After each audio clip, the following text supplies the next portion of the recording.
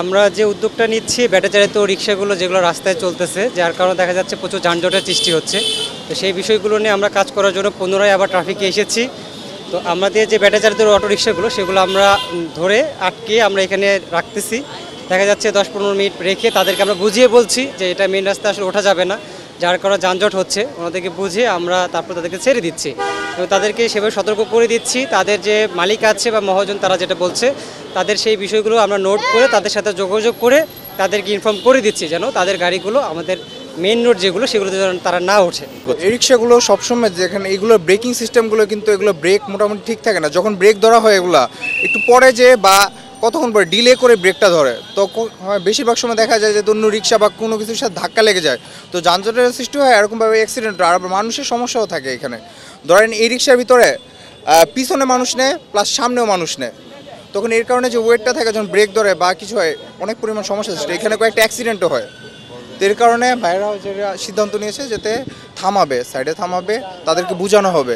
কারণ মানুষকে প্রথম কাজ, আমরা তো আর আইনি কোনো পদক্ষেপ নিচ্ছি না, তো আমরা বুঝাচ্ছি, বোঝানোর পরে তাদেরকে বলে দিচ্ছি যাতে আপনারা নেক্সট টাইম থেকে এখানে আসবেন না, মেন রোডে ঢুকবেন না এবং মানুষের কষ্ট এমন কোনো কিছু করবেন না যাতে তার কষ্ট সৃষ্টি হয়। তো হচ্ছে একটা নিরাপদ সড়কের ব্যবস্থা করতেছি যে এই অটো যে রিক্সাগুলো আছে এগুলো হচ্ছে তো মানে বৈধ না, এগুলো তো সব অবৈধ।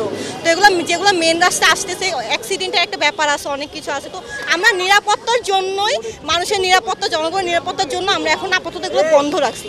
অ্যাকচুয়ালি আমরা নিরাপদ সড়ক চাচ্ছিলাম 2018 সাল থেকে। তো 2018 সাল থেকে আমাদের একটা ছিল যে নিরাপদ সড়ক হোক এবং আমরা নিরাপদলি যাতে সেফলি যারা রাস্তায় নামছি আবার বাসায় ফিরে যেতে পারি। তো ওই জায়গা থেকেই কিন্তু আমাদের নিরাপদ সড়কের আন্দোলনটা সেই 2018 সাল থেকে আজ পর্যন্ত সেম একই বহাল আছে। তো আমরা 6 তারিখ থেকে ট্রাফিকে যখন দাঁড়াই তখন আমরা বিশৃঙ্খলাটা ঠিক করে ফেলি।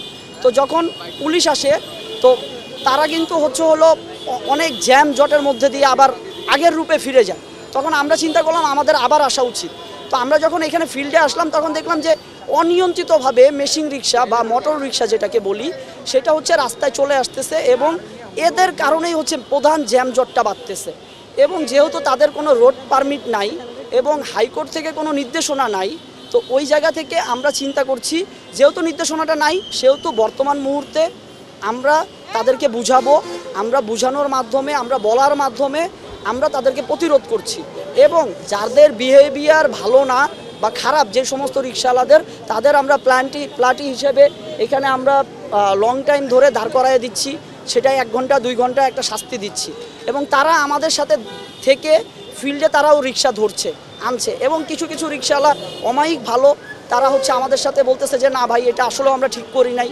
তারা বুঝতে পারতেছে নিজেদের ভুলটা এবং তারা ভুলটা স্বীকার করে বলতেছে যে আমরা আর আসবো না।